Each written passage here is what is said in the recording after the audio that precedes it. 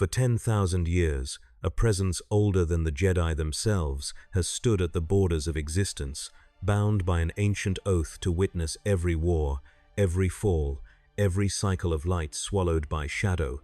Forbidden from lifting a finger to stop it, he has watched republics crumble into ash and empires devour their own children, all while the Force screams in patterns that never change. But when a lone scholar breaks through the veil and discovers him hidden among forgotten stars, the being who has seen all futures must face a choice he was never meant to make. Can a galaxy trapped in endless tragedy be saved by the one who knows every path it will take? Or does knowing the pattern only guarantee it repeats forever? The galaxy turned on axes unseen, spiraling through the void like a great wheel of light and shadow, its billions of stars burning with stories that repeated themselves across millennia. Empires rose from the ashes of republics. Jedi fell to their own righteousness. Sith consumed themselves in hunger that knew no satisfaction. And through it all, the Force flowed, indifferent and eternal, binding everything together in patterns so vast that those who lived within them could never perceive the whole design. But there was one who could. There was one who had watched since before the first hyperspace lane was charted, since before the first lightsaber ignited in the dark. He stood at the edge of creation itself, wrapped in robes that seemed woven from the fabric of space, his eyes holding the weight of 10,000 years. He was the Watcher, and he had seen this story before. The outer rim world of Tython hung in the blackness like a jewel of green and blue, its ancient temples crumbling into jungle that had reclaimed what the Jedi Order built when the galaxy was young. No one came here anymore. The hyperspace routes had shifted. The wars had moved on. But the Force remembered this place, and so did he. The Watcher stood on a cliff overlooking the Valley of the Jedi, where stone monuments to forgotten masters cast long shadows across moss-covered flagstones. Wind moved through the ruins with a sound like breathing. He did not breathe. He did not need to. He simply stood and observed as he had always done, bound by a vow older than any Jedi code, more absolute than any Sith creed. He would not interfere. He would only watch. But the Force was changing. Even he could feel it, a disturbance rippling outward from 1,000 different points across the galaxy, each one a moment of choice, a pivot where light or darkness would tip the balance. He had seen it before. The Sith would rise, the Jedi would fall, or the Jedi would triumph and grow complacent, sowing the seeds of their own destruction. The cycle never ended. It only repeated, wearing different faces, speaking different names, but always following the same terrible arc toward tragedy and rebirth. The Watcher turned his gaze toward the core worlds, where Coruscant gleamed like a circuit board of 1 billion lights, and he saw the Jedi Temple rising above the endless city. He saw the council chamber where 12 masters sat in deliberation, their wisdom incomplete, their vision clouded by tradition. He saw Jedi Knights scattered across the stars, fighting wars they did not understand, serving a republic that had already begun its slow collapse into tyranny. And he saw the shadows gathering, the whispers of the dark side growing stronger, feeding on fear and anger and the slow erosion of hope. He had watched this galaxy for so long that he knew its rhythms better than its own inhabitants. He had seen the Sith Empire of ancient days, when Korriban was a world of tombs and the dark side flowed like rivers of blood through the Force. He had watched the Mandalorian Wars tear through the Outer Rim. He had observed the Clone Wars from beginning to end, knowing every outcome before the first shot was fired. And he had seen what came after: the Empire, the Rebellion, the rise and fall of dynasties built on the same foundations of pride and fear. Nothing changed. Nothing ever changed. But something was different now. The Watcher felt it in the way the Force moved around him, not flowing smoothly but catching, stuttering like a hologram with corrupted data. Someone was reaching out. Someone was searching for patterns in the chaos, trying to see what he saw, to understand what he understood. It should have been impossible. The vow that bound him also concealed him, making him invisible to those who dwelt within the story. Yet the disturbance grew stronger. a ripple becoming a wave, and the Watcher knew that for the first time in 10,000 years, he might be discovered. The scholar's name was Valis Nor, and she stood in the archives of Ossus, a forgotten Jedi library on a world that most of the Order believed had been destroyed centuries ago. She was young, barely 30, with dark eyes that held a hunger for understanding that reminded the Watcher of every Seeker who had ever lived. Her robes were simple, unmarked by rank or distinction. She had come to Ossus alone, against the Council's wishes, following a trail of fragmentary texts and half-remembered legends that spoke of a presence that existed outside the normal flow of time. The archives were vast, carved into the heart of a mountain, their halls lined with data crystals that pulsed with soft blue light. Most contained histories of battles and treaties, records of Jedi who had lived and died in service to the Force. But Valis had found something else. A series of encrypted journals written by a Jedi consular named Bun-T, who had lived 3,000 years ago during the height of the Old Republic. Bun-T had been obsessed with what he called the witness paradox, the idea that certain events in galactic history seemed to unfold with an inevitability that suggested observation from outside the causal chain. Valis read the entries with growing fascination, her fingers tracing the holographic text that floated before her.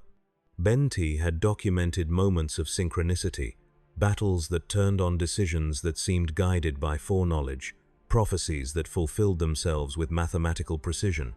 He had theorized that someone or something was watching the galaxy, recording its story, perhaps even influencing its direction through the simple act of observation, but he had never found proof.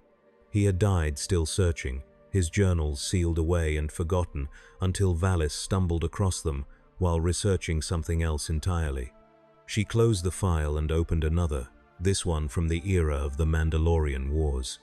A Jedi historian named Atris had written about visions she experienced during meditation, glimpses of a figure standing at the edge of her awareness, silent and unmoving.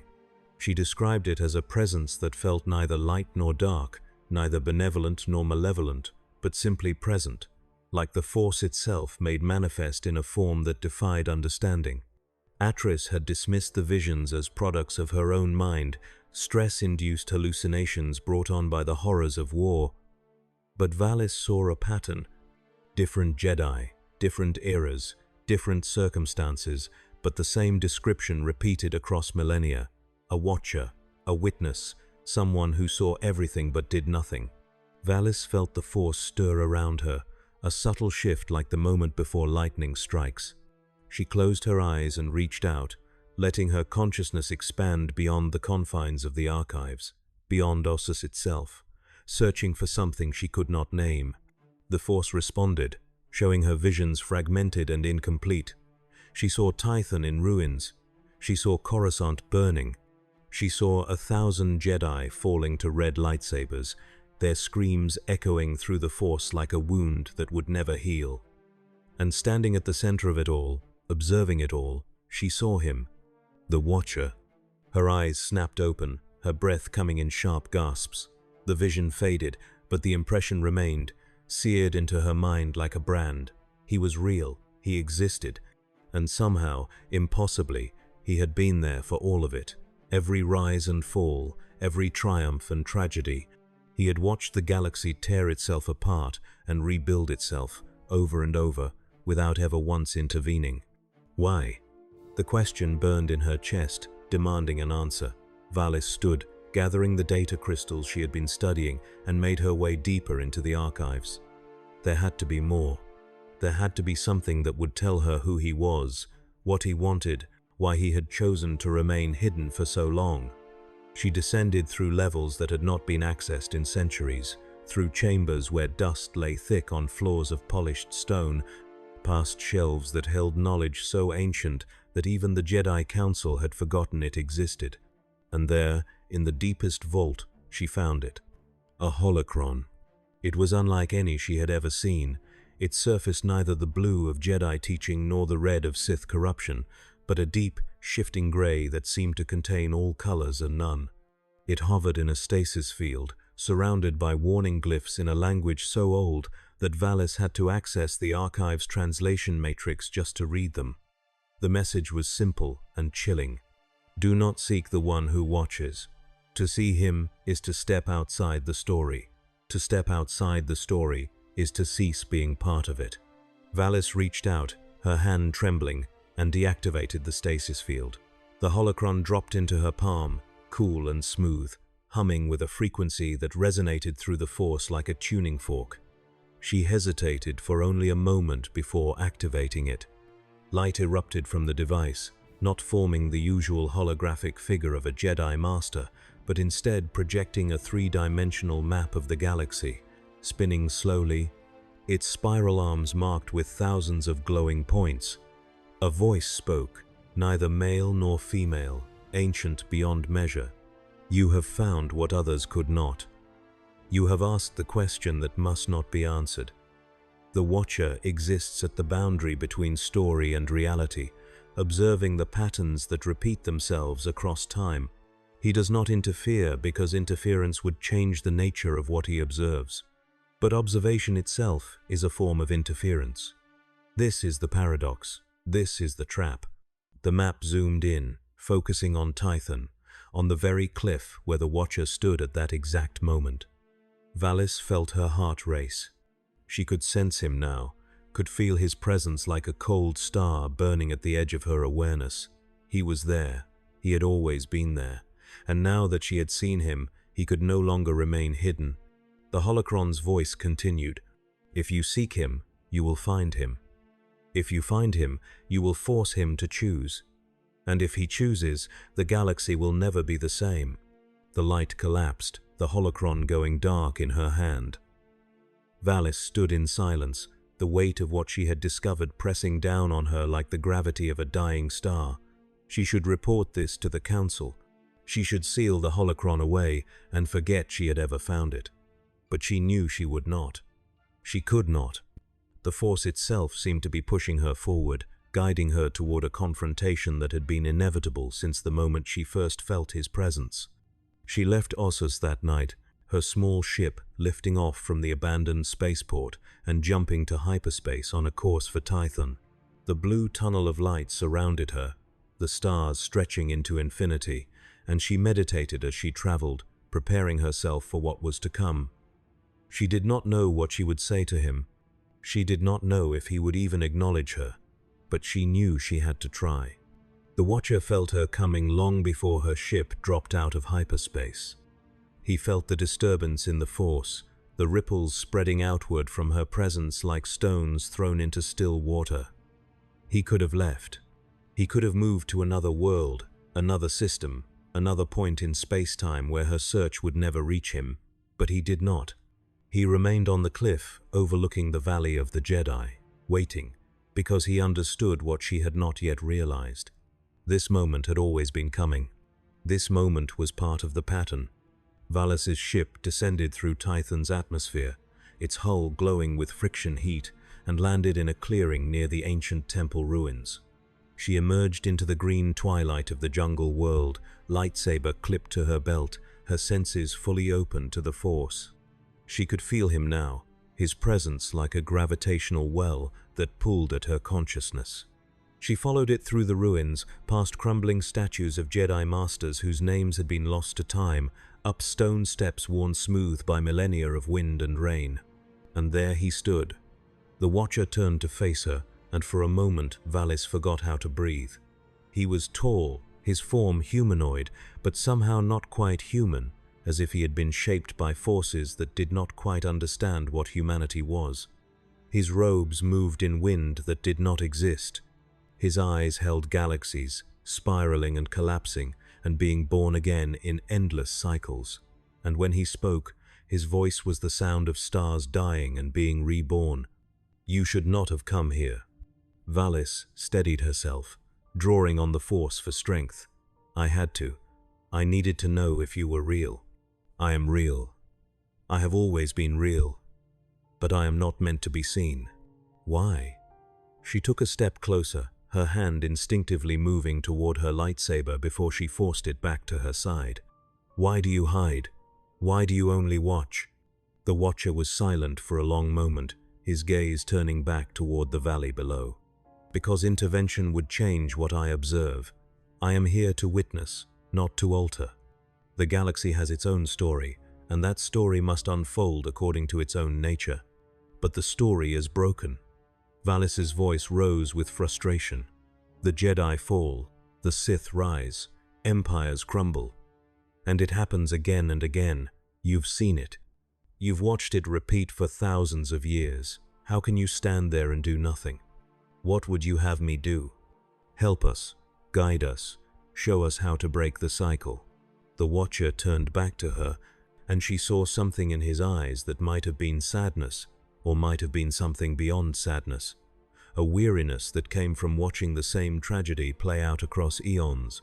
"If I show you, you will no longer be living your story. You will be living mine. The choices you make will no longer be your own. Is that what you want?" Valis hesitated. The question cut deeper than she expected, touching on something fundamental about the Force, about destiny, about the nature of free will itself. She thought of all the Jedi who had come before her, all the decisions made in ignorance, all the suffering that might have been avoided if someone had simply known what was coming. But she also thought of the stories she had loved as a child, the tales of heroes who faced impossible odds and triumphed through courage and sacrifice. Would those stories mean anything if the heroes had known from the beginning how everything would end? "I want to understand," she said finally. "I want to know why the pattern exists. If you won't intervene, at least tell me that." The Watcher considered her for a long moment, then nodded slowly. "Come, I will show you what I have seen." He raised his hand, and the Force erupted around them, not violently but with a power that dwarfed anything Valis had ever experienced. The world dissolved, the jungle and ruins falling away, replaced by a vision so vast and terrible that she fell to her knees under its weight. She saw the galaxy as he saw it, not as a collection of stars and planets, but as a living tapestry of light and shadow, woven through with threads of destiny that stretched across millennia. She saw the birth of the Jedi Order on ancient Ahch-To, where the first Force sensitives gathered to study the mystery of the energy field that bound all living things together. She saw them codify their knowledge into the Jedi Code, establishing principles of peace and justice that would guide the Order for 10,000 years. And she saw the seeds of their failure even in that beginning, the rigidity that would eventually blind them to changing realities, the attachment to tradition that would make them unable to adapt. She saw the rise of the Sith, dark mirror to the Jedi, born from those who believed the Force was meant to be wielded as a weapon rather than respected as a partner. She saw Sith Lords consumed by their own hunger for power, destroying themselves as often as they destroyed their enemies, yet always rising again because the dark side itself could never be extinguished. It was part of the balance, necessary and eternal. She saw the Clone Wars, that 3-year catastrophe that had seemed at the time like an aberration, a crisis that would pass and be forgotten. But the Watcher showed her the truth. The Clone Wars were not an aberration. They were the inevitable result of 1,000 years of peace that had made the Jedi complacent and the Republic corrupt. Every decision that led to that war had been made decades or centuries earlier, each one seeming reasonable at the time, each one contributing to a pattern that could only end in destruction. And she saw what came after: the Empire, the Purge, the scattering of the Jedi across the galaxy like seeds thrown to the wind. She saw Darth Vader standing in the ruins of the temple on Coruscant, his red blade dripping with the blood of younglings, his soul already so twisted by the dark side that he could no longer remember who he had been. She saw the Emperor cackling in his throne room, drunk on power, never understanding that he too was part of the pattern, that his empire would fall just as the Republic had fallen, giving way to new chaos and new struggles. The vision shifted, moving forward through time, showing her futures that had not yet come to pass but would, with the same inevitability as the rising of suns. She saw the Empire shattered by rebellion, replaced by a new Republic that would repeat all the same mistakes. She saw new Jedi rising, trained in old ways, unable to escape the gravitational pull of the past. She saw Sith returning under different names, wearing different faces, but following the same hungers. And through it all, the Force flowed on, indifferent to the suffering of individuals, concerned only with balance on a scale too vast for mortal minds to comprehend. The vision ended, and Valis found herself back on Tython, gasping for breath, tears streaming down her face. She had seen too much. She understood too much, and the weight of that understanding threatened to crush her beneath its enormity. "Now you know," the Watcher said quietly. "The pattern exists because the galaxy creates it. The Jedi and Sith are not separate forces but aspects of the same whole, locked in eternal struggle because that struggle is how the Force maintains balance. Every time one side gains too much power, the other rises to counter it. Every time the galaxy achieves peace, the seeds of the next war are already being planted. This is not a flaw in the design. This is the design." "Then there's no hope," Valis whispered. "We're trapped in a cycle we can never escape." "Not trapped, bound. There is a difference." "What difference?" The Watcher looked up at the sky, where Tython's twin moons were rising, casting silver light across the valley. "A trap is something imposed from outside. A binding is something you accept as part of your nature. The Force does not trap the galaxy in these patterns. The galaxy creates the patterns because of what it is. Light and dark, creation and destruction, life and death. These dualities are fundamental to existence itself. To escape them would require becoming something other than what you are."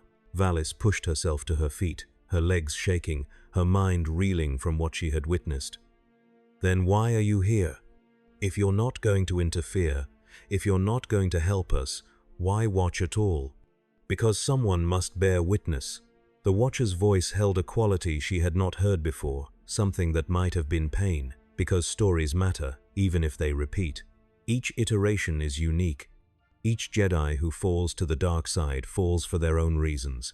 Each Sith who destroys themselves does so in their own way. The pattern may be eternal, but the individual moments within it are precious and fleeting. I watch so that nothing is forgotten, so that even when civilizations crumble and knowledge is lost, somewhere, someone remembers what was. Valis felt something shift inside her, a realization dawning that changed the shape of her anger. "You're not just an observer. You're a guardian of memory itself." The Watcher nodded slowly. "I am the galaxy's remembrance, and that is why I cannot interfere. If I act, I become part of the story rather than its keeper. My perspective would be corrupted by involvement. I would no longer be able to see the whole pattern, only my part in it." "But you're already part of it," Valis said, taking a step toward him. "By choosing not to act, you affect what happens. Your presence here, on Tython, at this moment, that's part of the pattern too. You said yourself that observation is a form of interference." The Watcher's eyes narrowed slightly, the galaxies within them spinning faster. "You understand more than you should. This is why you should not have sought me out. What if that's part of the pattern too? What if I was meant to find you? What if this moment, right now, this conversation, what if it's the pivot that changes everything? Then the galaxy would no longer be what it was meant to be. Or maybe it would finally become what it was always meant to be." They stood facing each other in the moonlight, two beings who existed at different scales of reality, yet connected through the Force in a way that transcended such distinctions. Valis could feel the enormity of what hung in the balance. If she could convince him to act, to share his knowledge, to guide the galaxy away from its repeating tragedies, then perhaps the cycle could be broken. But if she failed, if she pushed too hard and drove him away, then she would be left alone with knowledge too vast for any single mind to hold, condemned to watch the pattern play out just as he had, unable to change it. "Show me your vow," she said suddenly. "Show me what binds you to non-interference." The Watcher regarded her for a long moment, then raised his hand. The Force gathered around them, taking on visible form, strands of light and shadow weaving together into words that hung in the air like stars. Valis read them, her training in ancient languages allowing her to decipher their meaning. "I am the witness, beyond the veil," the text read. "I observe all things and alter nothing. My eyes see what was, what is, and what will be, but my hands remain still. I am bound by this oath across all realities, all timelines, all possible histories. To break this vow would be to unmake myself. To unmake myself would be to erase the memory of all I have observed.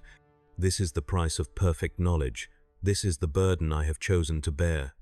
Valis felt her heart sink. It was not just a vow, it was the fundamental nature of his existence. He could no more intervene than fire could choose not to burn, or water could choose not to flow. He was locked into his role as completely as she was locked into hers. But then she noticed something. The vow spoke of observing all realities, all timelines, all possible histories, which meant there were multiple paths, multiple futures, multiple ways the pattern could unfold. The cycle might be eternal, but the specific form it took in each iteration was not fixed. There was variance. There was room for choice, even within the binding. You watch all possible futures, she said slowly, working through the implications, which means you know which choices lead to which outcomes. Yes. Then you can tell me what happens if I return to the Jedi Council and share what I've learned. You can tell me if my knowledge changes anything, or if it just becomes another part of the pattern. The Watcher hesitated, and Valis realized with a shock that she had found a loophole. He could not act directly, but he could answer questions, he could share knowledge. And knowledge, used properly, was the most powerful form of intervention there was. If you return to the Council, the Watcher said, his voice heavy with reluctance, they will not believe you. They will see your obsession with me as evidence of mental instability, possibly even corruption by the dark side. They will remove you from active duty and assign you to meditation and contemplation until you renounce your claims. You will become a cautionary tale, a warning about the dangers of seeking knowledge beyond the boundaries of tradition.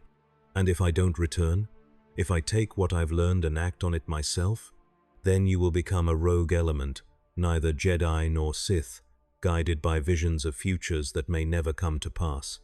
You will make choices based on incomplete information, believing yourself enlightened when you are simply lost. You will cause as much harm as good, possibly more, and you will die believing you failed.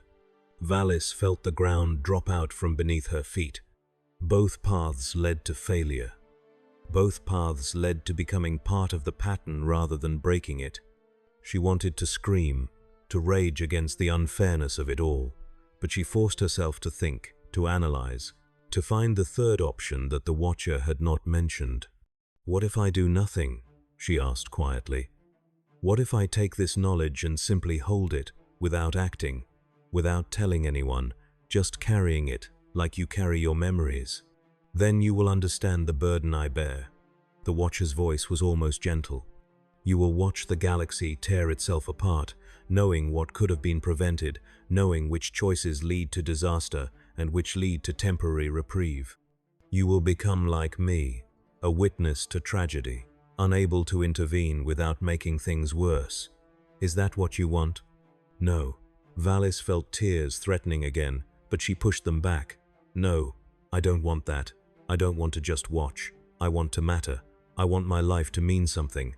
Then stop seeking to change the pattern and start seeking to understand your place within it. The words struck her like a physical blow. She had been approaching this all wrong.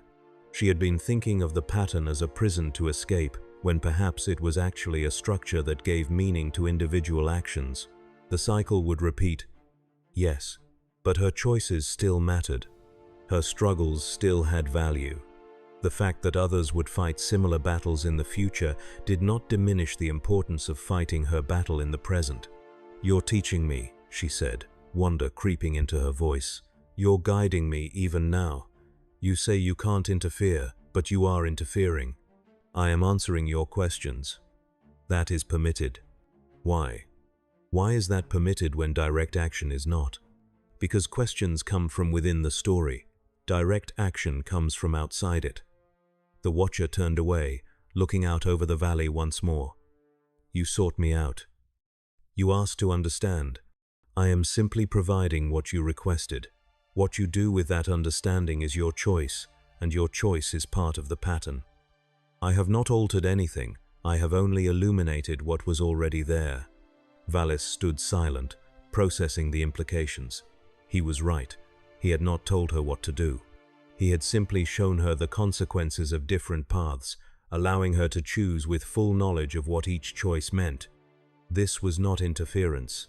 This was education. And education was perhaps the only form of intervention that did not violate his vow. "Teach me," she said suddenly. "Not what to do, but how to see. How to understand the pattern well enough that I can find my place within it. You said each iteration is unique. Show me how to make my iteration matter." The Watcher turned back to her, and for the first time since their meeting began, she saw something like approval in his ancient eyes. "That is the first wise thing you have said. Very well, I will teach you. But understand this. What I show you will change you. You will no longer be able to pretend ignorance. You will no longer be able to find comfort in simple certainties. You will walk the rest of your life between light and dark, between action and observation, never fully belonging to either. Are you certain this is what you want?" "Yes." "Then we begin."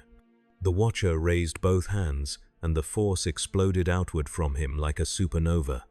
Valis felt herself lifted off the ground, suspended in a cocoon of power that was neither light nor dark, but something beyond both.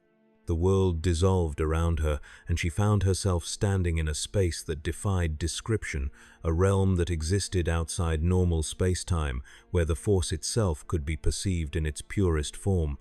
It was beautiful and terrible. It was everything and nothing. Currents of light and shadow flowed through the space, interweaving, separating, recombining in patterns of infinite complexity. Valis could see individual lives as threads in the tapestry, each one burning bright for a moment before fading away, their energy returning to the greater whole. She saw Jedi as golden threads, Sith as crimson ones, and ordinary beings as threads of every color imaginable. And she saw how they connected, how every choice made by one being rippled outward to affect countless others, creating cascades of consequence that stretched across decades or centuries. "This is the Force as I see it," the Watcher's voice echoed through the space. "This is the view from outside the story. Learn to hold it in your mind without losing yourself." Valis tried to focus, but the sheer scale of what she was witnessing threatened to overwhelm her. She could see billions of threads, trillions, more than her mind could possibly process. She saw patterns within patterns, cycles within cycles, all of it flowing according to laws that were simultaneously rigid and chaotic. She tried to zoom in on individual threads, to find herself within the tapestry, but she could not. She was too small, too insignificant against the vastness of the whole. "You are looking for yourself," the Watcher said. "That is the mistake all beings make. You believe your individual thread is what matters. But your thread only has meaning in relation to the pattern. Look again. See how you connect to others." Valis adjusted her perception, and suddenly she could see it. Her thread was linked to dozens of others, some golden like hers, some in different colors, all of them flowing together through the tapestry. She saw her connection to her master, who had trained her in the ways of the Force. She saw connections to other Jedi she had served beside, bonds of friendship and rivalry that had shaped her development. And she saw connections stretching forward into the future, touching threads that had not yet begun to burn, students she had not yet taught, allies she had not yet met. Now look at the pattern those connections create. Valis pulled back her focus, and she saw it. Her threads and the threads she touched formed a small constellation within the larger tapestry, a pattern that resembled a spiral galaxy in miniature. It was unique. She could see other such constellations scattered throughout the tapestry, each one different, each one beautiful in its own way. The overall pattern might repeat, but the specific configurations of individual lives created infinite variations on the theme. "This is what you failed to understand," the Watcher said. "The cycle repeats, but it repeats in the way that waves repeat on an ocean. The pattern is the same, but every wave is unique. Your life matters because it is your wave, your specific configuration of choices and consequences. The fact that other waves will come after you does not diminish the beauty of your particular motion through time. Valis felt tears streaming down her face, though she no longer had a physical face in this place between places. She understood now. She understood why he watched. It was not cold detachment or cruel indifference. It was reverence for the infinite variations on a theme, appreciation for the way the same underlying pattern could generate endless uniqueness. "But I still don't understand why the pattern has to be so tragic," she said. "Why does it always end in suffering?" The Watcher was silent for a long moment before answering. "Because growth requires resistance, peace requires the memory of war. Light has no meaning without darkness. The galaxy learns through suffering, and what it learns is precious even if the lesson is painful. You ask why the pattern must repeat. I ask why you believe the pattern is a failure rather than a success. What do you mean? Look at what the galaxy has become. Billions of species, thousands of cultures, all of them interacting, creating art and music and philosophy and technology beyond anything that existed when I first began watching. Yes, there are wars. Yes, there is suffering. But there is also joy. There is also love. There is also meaning created in the face of entropy. The pattern repeats because the pattern works. It generates complexity and beauty even as it generates pain." Valis wanted to argue, but she could not find the words. She could see what he meant, could see the truth in it, but accepting that truth felt like a betrayal of everyone who had suffered and died in the cycle's endless turning. She thought of all the Jedi who had fallen, all the worlds that had been destroyed, all the potential that had been snuffed out before it could fully bloom. How could she accept that as necessary? How could she call that beautiful? "You feel the tension," the Watcher said. "That tension is the heart of the Force itself, the pull between acceptance and resistance, between peace and passion, between what is and what could be. That tension is what makes you alive. If the pattern were different, if the cycle could be broken, you would lose that tension, and with it, lose the very thing that gives your choices meaning. So, we're supposed to just accept it? Accept the suffering and death and call it beautiful? No. You are supposed to fight it while knowing your fight is part of the pattern. You are supposed to struggle for peace while understanding that peace is temporary. You are supposed to love even though loss is inevitable. That is what makes you a Jedi. Not the certainty of victory, but the commitment to fight for what is right even when victory is impossible." The space around them began to dissolve, the vision fading, and Valis felt herself being drawn back toward the normal world. But before she returned fully, the Watcher spoke one more time. "Remember this, Valis Nur. I have shown you what I see, but I have not told you what to do. You must choose your own path, make your own mistakes, find your own meaning within the pattern. That is the only way your life will matter. That is the only way any life matters." She crashed back into her body with a gasp, stumbling backward on the cliff overlooking the Valley of the Jedi. The Watcher stood before her, unchanged, eternal. But she was changed. She could feel it in every cell, every thought. She had touched something beyond herself and come back carrying a piece of it within her. "What do I do now?" she asked, her voice small in the vast jungle night. "What do you want to do?" "I want to make a difference. I want my life to matter." "Then return to the Jedi. Serve the Order. Fight for what you believe is right. Do not try to change the pattern. Simply be the best version of your thread that you can be. And you? Will you keep watching? Always." The Watcher's expression softened slightly. "But now I will watch with the knowledge that at least one being understands why I am here. That is more than I have had in 10,000 years." Valis nodded slowly, feeling the weight of what had passed between them. She wanted to say something profound, something that would mark the moment appropriately, but all the words felt inadequate. So instead she simply bowed, the formal Jedi bow of respect to a teacher, and turned to leave. "Wait." She stopped, looking back. The Watcher had not moved, but something in his posture had changed. as if he had come to a decision that surprised even him. "There is one more thing I can show you. One more piece of knowledge that might help you walk the path ahead. But it will violate the spirit of my vow, if not the letter. And once you know it, you cannot unknow it." Valis hesitated. She had already learned so much, absorbed truths that would take years to fully process. Did she really need more?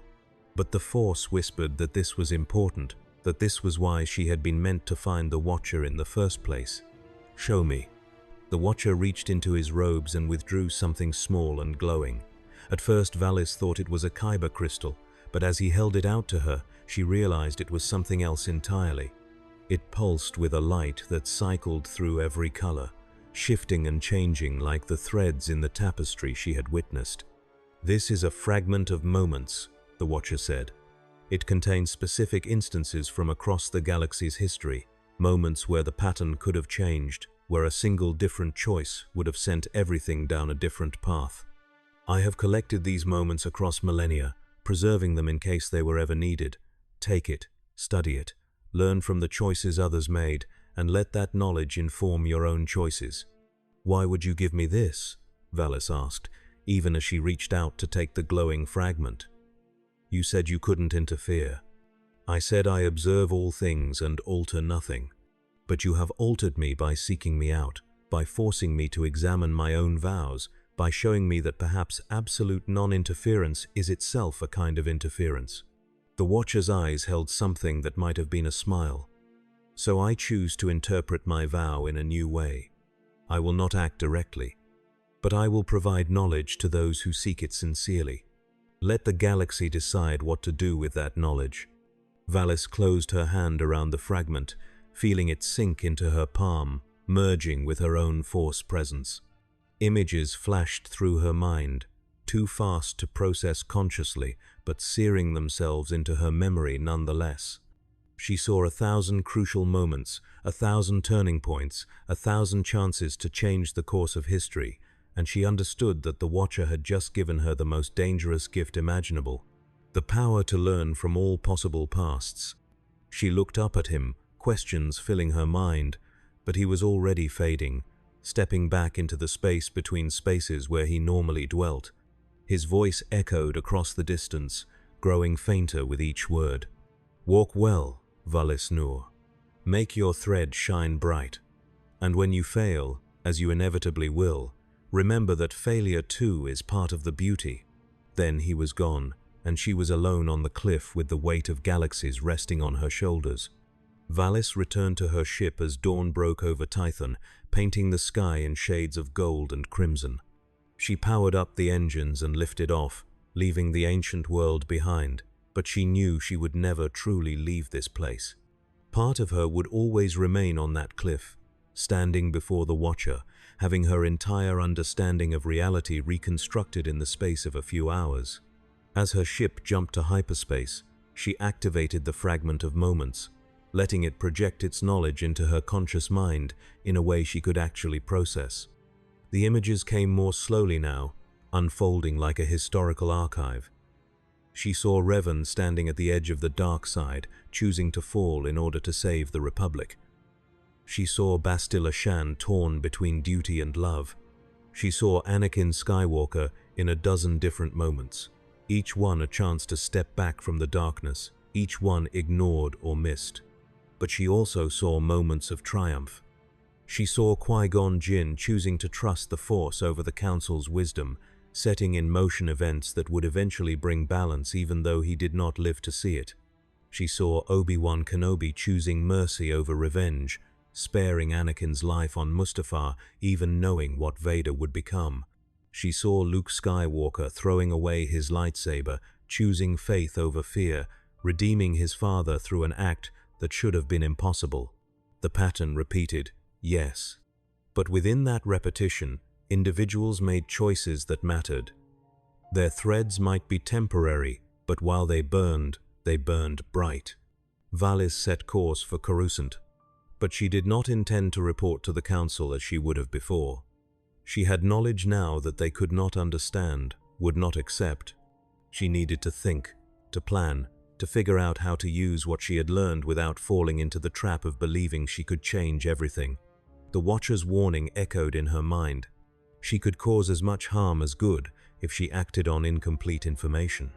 But she did not have incomplete information anymore. She had the fragment.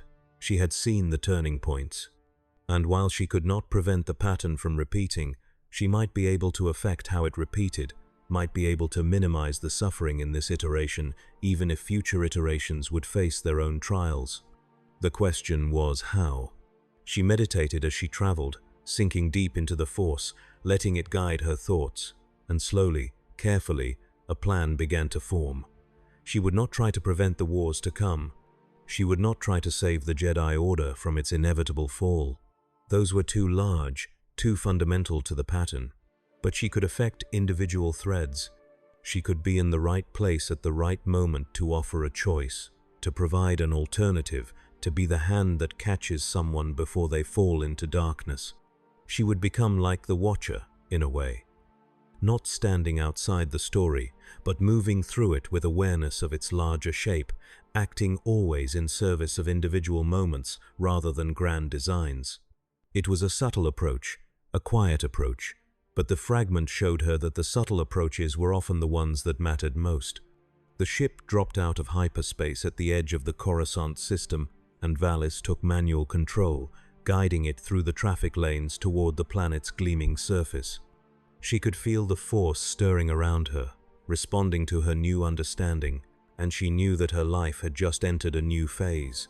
She was no longer simply a Jedi. She was something else now, something that the Order did not have a name for. A keeper of moments, a guardian of choices, a living bridge between the pattern and those who moved within it. The Council would not understand. They would see her transformation and fear it, suspecting corruption or worse. She would have to be careful, would have to walk a line so thin that a single misstep could send her tumbling into darkness or into irrelevance. But she had seen the path now, had seen how others had walked similar paths before her, and she knew it was possible.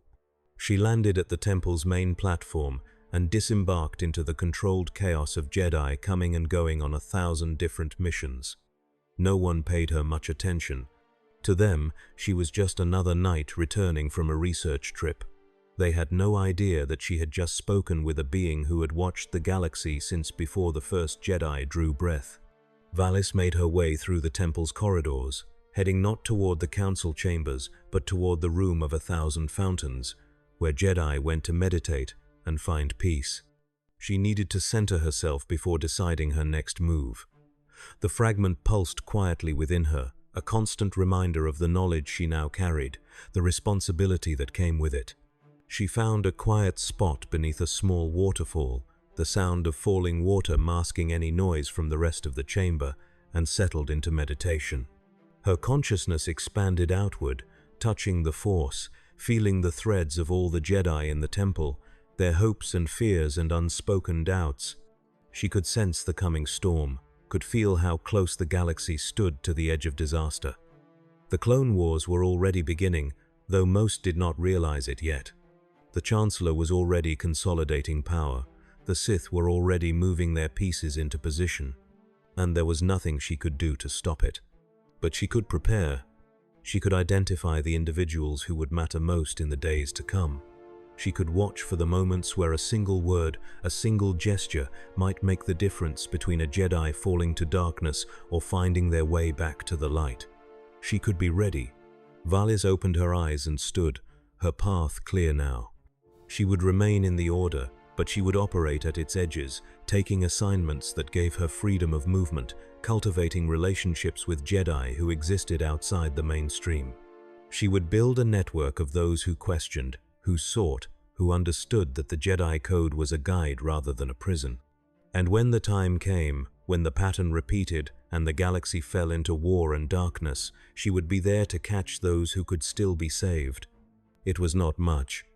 It would not change the pattern, but it might change individual threads within the pattern, and that would have to be enough. She left the temple that evening, accepting a mission to the Outer Rim that would take her far from Coruscant for the coming months. As her ship jumped to hyperspace once more, She felt the Watcher's presence at the edge of her awareness, distant but still there, still observing. She reached out through the Force, not speaking but simply acknowledging his presence, letting him know that she understood what he had given her and that she would use it wisely.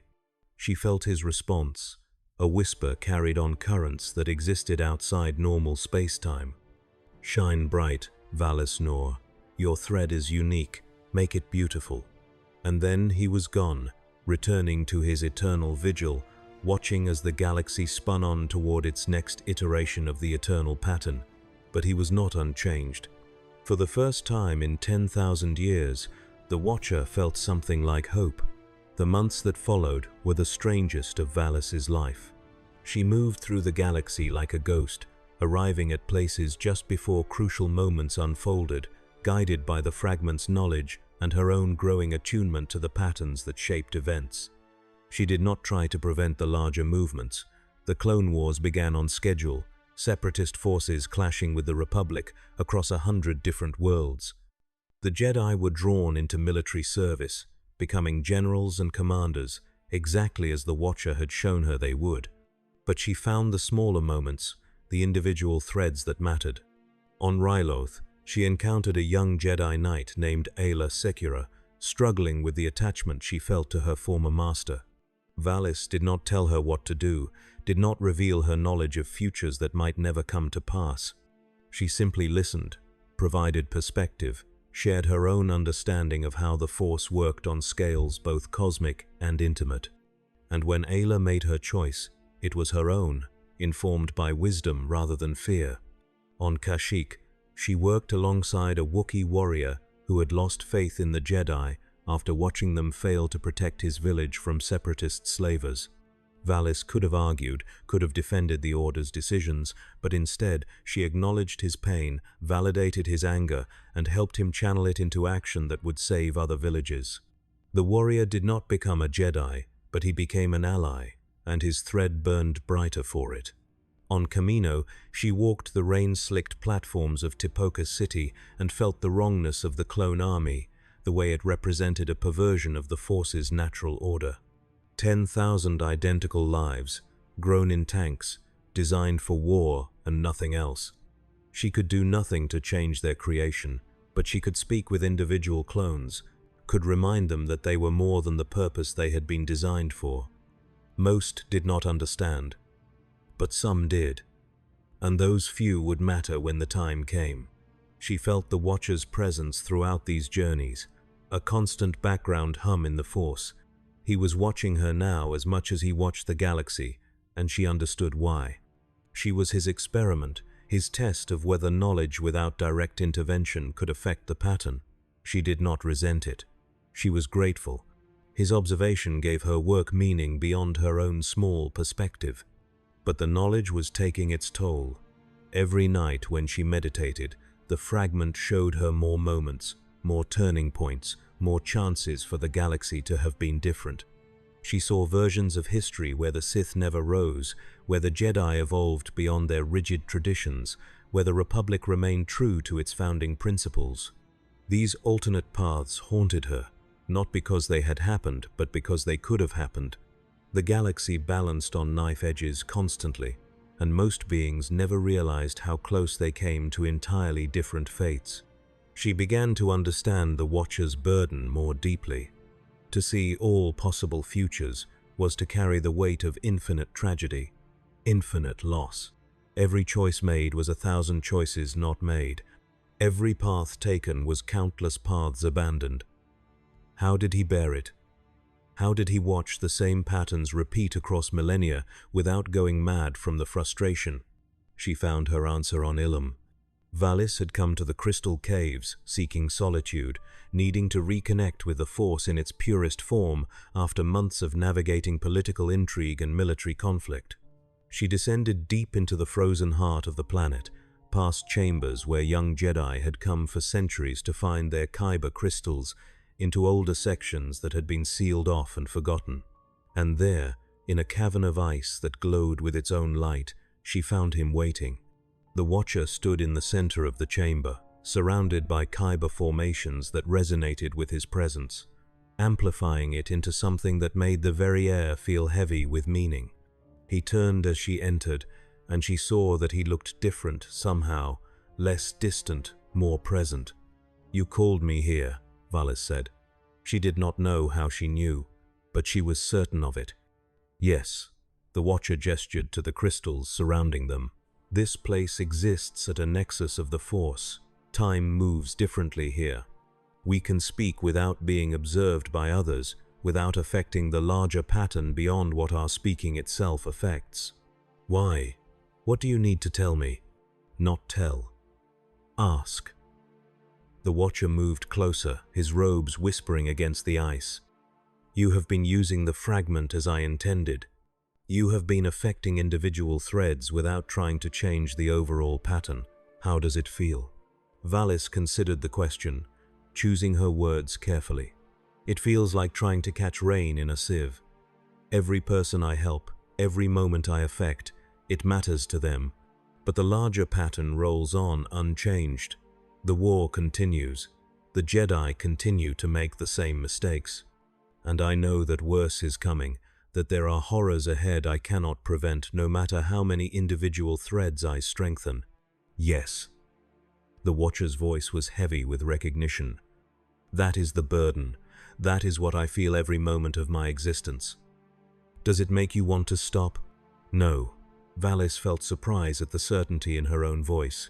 "It makes me want to work harder, because those individual moments matter even if the pattern doesn't change. Every Jedi I help find balance, every clone I remind of their individuality, every being I touch with compassion rather than judgment, they are victories even if the war is lost." The Watcher nodded slowly, something like satisfaction crossing his ancient features. "You understand. I was not certain you would. Most beings, when confronted with the futility of resisting the pattern, either give up entirely or double down on grand gestures that accomplish nothing, but you have found the third path. What path is that? Accepting the pattern while honoring the individual. Seeing the cosmic scale while acting on the human scale. Understanding that your thread is temporary while making it shine as bright as possible during its brief existence." The Watcher paused, and Valis sensed he was about to say something significant. "That understanding is rare, precious, and it may be the key to something I have been trying to achieve for a very long time." "What do you mean?" The Watcher raised his hand, and the Kyber crystals around them began to glow brighter, their light forming shapes in the air. Valis saw threads of possibility, branching and recombining, showing different versions of the future. In some, the pattern continued exactly as it always had, war giving way to tyranny, giving way to rebellion, giving way to fragile peace before the cycle began again. But in others, something was different. The pattern still repeated, but its nature had changed slightly, become less destructive, more generative. "I have watched the galaxy for 10,000 years, the Watcher said. "I have seen the pattern repeat 100 times across that span. And in all that time, I have been searching for a way to evolve it without breaking it, not to end the cycle, which would be impossible and perhaps undesirable, but to refine it, to reduce the suffering without eliminating the growth, to make each iteration slightly better than the last. Is that even possible? I did not think so. But then you found me. You forced me to examine my own assumptions, my own role in the pattern. And I realized something. The reason the pattern repeats exactly is because no one remembers the previous iterations. Each cycle starts fresh, with beings who must learn the same lessons their ancestors learned, make the same mistakes, suffer the same consequences. But what if that changed? What if knowledge could be passed down in a way that allowed each iteration to start from a slightly higher position? The fragment. Valis felt understanding dawn.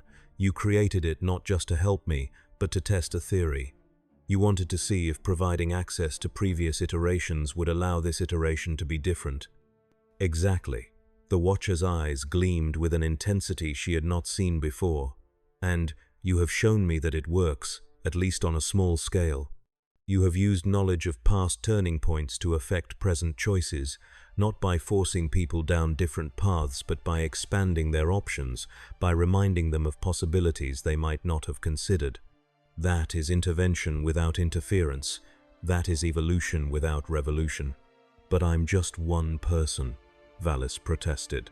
I can only affect a few threads. The larger pattern is still locked in place. One person in this iteration. But what if there was someone in every iteration? What if I created more fragments, entrusted them to beings like you across the centuries, building a network of knowledge that persisted even as civilizations rose and fell? The pattern would still repeat, but each time it repeated, there would be more wisdom, more understanding, more capacity to minimize harm and maximize beauty. Valis felt her breath catch. He was describing something that was both audacious and terrifying. A meta-pattern layered over the existing pattern, a slow evolution playing out across timescales that made even the rise and fall of empires seem like moments. It could work, it might work, but it could also go terribly wrong. What if the knowledge corrupts? She asked. What if future bearers of the fragment use it to seize power rather than to help others? Then they will fail, and their failure will become part of the knowledge passed to the next bearer. The Watcher's voice was calm, accepting. I am not trying to create perfection. I am trying to create gradual improvement. Some iterations will be better than others. Some bearers will be wiser than others. But over a long enough timeline, the accumulated wisdom should push the pattern in a positive direction. Should. You're not certain. I am never certain. I can see all possible futures, but I cannot know which one will manifest until it does. That is the nature of choice. But I can calculate probabilities, and the probability that this approach will lead to net positive outcomes over millennia is significantly higher than continuing with absolute non-interference. So you're going to do it? You're going to break your vow? No, the Watcher shook his head. I am going to evolve my interpretation of my vow. Just as you evolved your understanding of your role as a Jedi, I will still observe. I will still not act directly, but I will provide tools to those who seek them, knowledge to those who ask for it, and trust that the galaxy will use these gifts wisely, or at least wisely enough. Valis felt the magnitude of what he was proposing settle over her like a cloak. She would not live to see the fruits of this plan.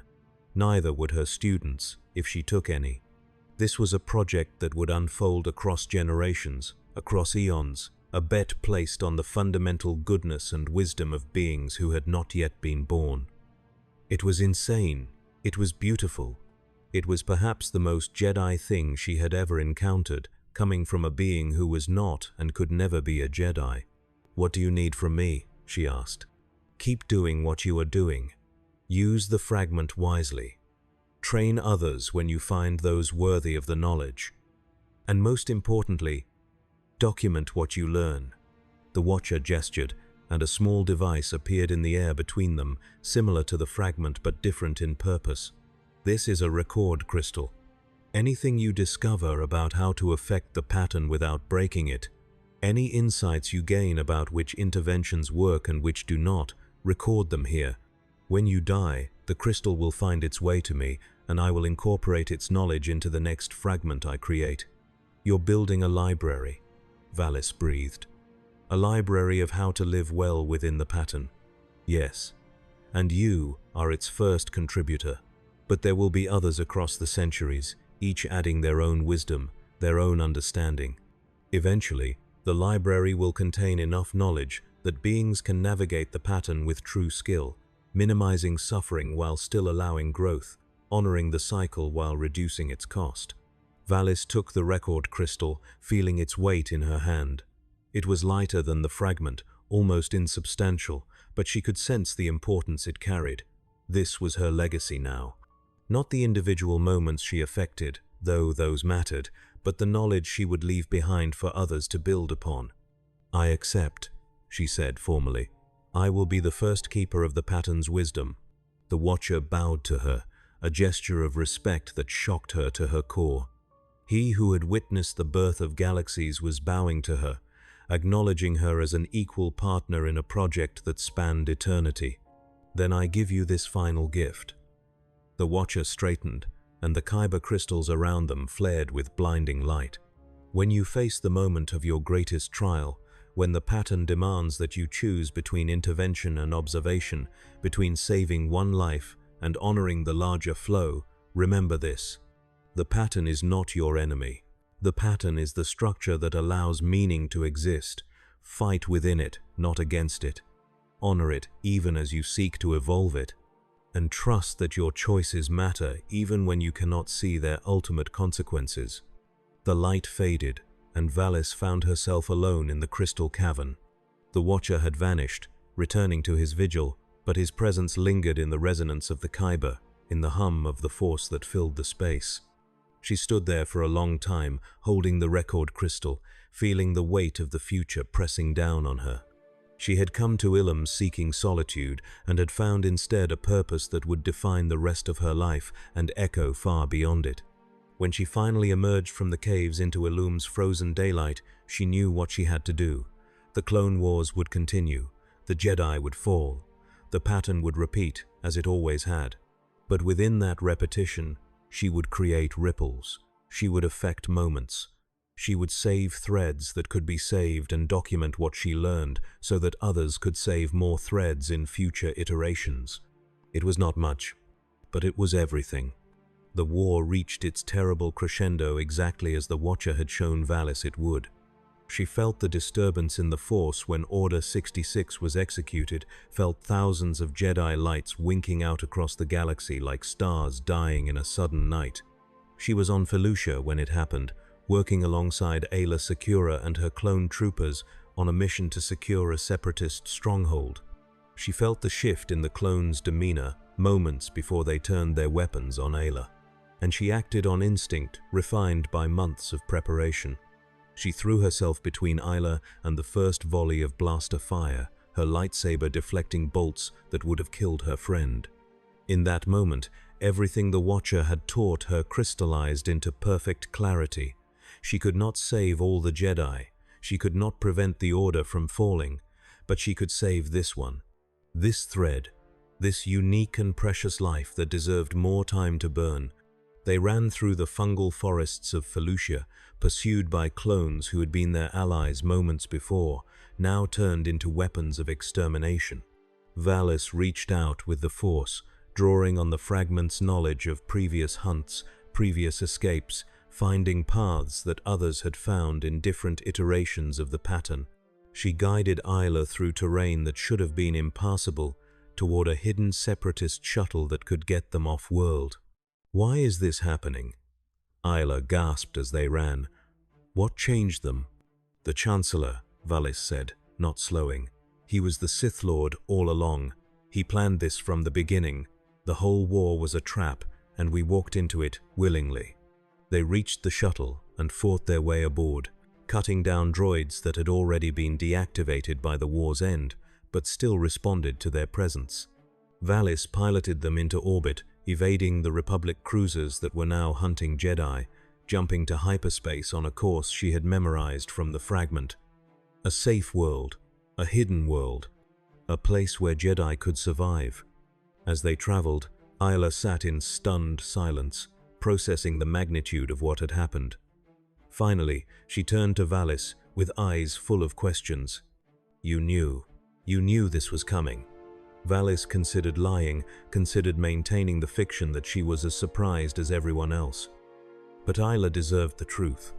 She deserved to understand why she had been saved when so many others had not. "Yes, I knew." "How?" "I met someone who showed me the pattern." Valis pulled the fragment from her robes, its shifting colors casting strange light through the shuttle's cockpit. "I couldn't stop what was coming, but I could prepare. I could be in the right place at the right time to save a few who could still matter." Aayla reached out hesitantly and touched the fragment, gasping as visions flooded her mind. Valis guided her gently, preventing her from seeing too much too fast, letting her glimpse only enough to understand. "This is why you've been different," Aayla whispered. "Why you always seem to know which missions to take, which Jedi to seek out. You were building a network of survivors, As many as I could. It's not enough. It will never be enough. But it's what I could do. They emerged from hyperspace near a small moon in the outer rim, a place so obscure that it appeared on no standard charts. Valis had discovered it through the fragment, a refuge used by Jedi fleeing persecution in previous iterations of the pattern. The moon held a small temple, ancient beyond measure, built into a system of caves that hid it from orbital scans. Other ships were already there. Valis felt relief as she recognized the Force signatures: Master Kota, who she had warned 3 weeks ago; Knight Ram, who she had extracted from Coruscant before the purge began; a dozen others, scattered survivors, who had listened to her cryptic warnings, who had trusted her enough to follow her instructions when the moment came. "You saved us," Isla said as they descended toward the moon's surface. "You saved all of us." "I saved threads." The pattern continues. The Watcher's voice echoed in Valis's memory. "The Empire will rise. The dark times will come. But we endure. We preserve what we can. And we pass on what we learn. What happens now? Now we survive. We document. We prepare." Valis felt the record crystal pulsing in her other pocket, already filling with the knowledge of this iteration's fall. "And we trust that the next generation will do better than we did." The years that followed were hard. The Empire hunted them relentlessly, forcing them to move from world to world, always staying one step ahead of Vader's Inquisitors. Valis watched as some of her saved threads were extinguished despite her best efforts. Master Kota fell defending a refugee convoy. Knight Ram was betrayed by someone they had trusted. Each loss cut deep, a reminder that saving individual threads did not guarantee their survival. But others endured. Isla became a teacher, training a new generation in secret, passing on not just lightsaber techniques but wisdom hard-won through survival. Other survivors scattered across the galaxy, becoming protectors of local populations, symbols of hope in dark times. The network Valis had built did not defeat the Empire, but it kept the light alive, kept the possibility of the Jedi's return burning through the long night of tyranny. Valis grew old watching it all, her body failing even as her connection to the Force deepened. She had learned to see the pattern as the Watcher saw it, understanding the cosmic scale while never losing sight of individual moments. And as her final days approached, she felt his presence one more time, standing at the foot of her bed in the hidden refuge that had become her home. "You did well," the Watcher said, his voice gentle with something that might have been pride. 43 threads saved that would have been lost. Thousands touched by wisdom that rippled outward through their actions. And the knowledge you recorded in the crystal, that will serve future bearers of the fragment for millennia to come. Was it enough? Valis asked, her voice weak but still carrying curiosity. Did I change anything? You changed everything that mattered. Individual lives, specific moments, unique configurations of meaning that would not have existed without you. The Watcher paused, and she saw stars being born in his eyes. The pattern continues. The cycle will repeat. But because of you, this iteration of the pattern produced more beauty and less suffering than it would have otherwise. That is success beyond measure. Will I see you again? In a sense.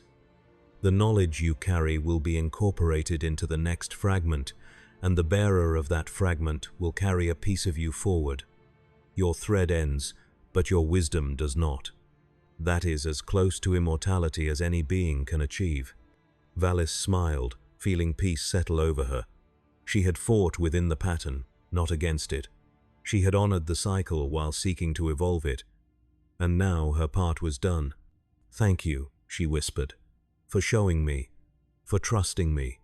The Watcher bowed once more, that same gesture of respect he had shown in the crystal caves of Ilum decades ago.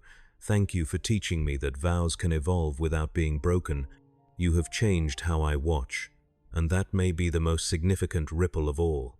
He faded then, returning to his eternal vigil, and Valis let herself fade as well, her consciousness dispersing into the Force, becoming part of the great pattern she had worked so hard to understand. But her story did not end there. The record crystal found its way back to the Watcher, carried by currents of the Force that operated outside normal causality. He absorbed its knowledge, incorporating Valis's insights into a new fragment, one that would be discovered centuries later by a young Jedi named Kira Ven during the era of the New Republic. Kira would use it to affect her own iteration of the pattern, saving threads that needed saving, documenting what she learned, passing it forward. And after Kira, there would be others. An endless chain of bearers, each one building on the wisdom of their predecessors, each one adding their own understanding to the growing library of how to live well within the pattern. The Watcher would facilitate it all, creating fragments and record crystals, placing them where seekers would find them, trusting that the accumulated knowledge would slowly, gradually, over timescales that dwarfed civilizations, push the galaxy toward something better. The pattern would still repeat. Light and dark would still struggle for dominance. Empires would still rise and fall. But each iteration would be slightly different, slightly more aware, carrying forward lessons learned from previous cycles. The suffering would never end completely, because suffering was part of growth, part of the structure that made meaning possible. But it could be reduced, it could be refined, it could be made more purposeful. This was the Watcher's new understanding of his vow. He would observe all things and alter nothing directly, but he would create the tools that allowed others to alter things themselves. He would be the librarian of the pattern, the keeper of wisdom, the bridge between iterations that allowed the galaxy to learn from its own history.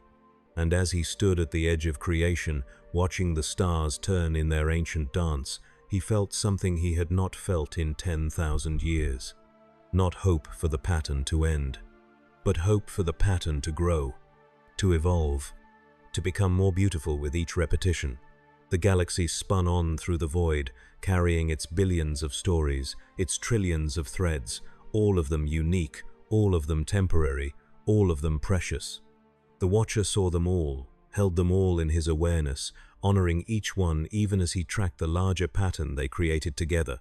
And he knew that his vigil would continue forever, but it was no longer a lonely vigil. Somewhere in the galaxy, someone was using his gift. Someone was affecting moments. Someone was making their thread shine bright. The pattern repeated, yes, but it was changing. Slowly, subtly, across timescales that made empires seem like heartbeats. It was changing, and that was enough.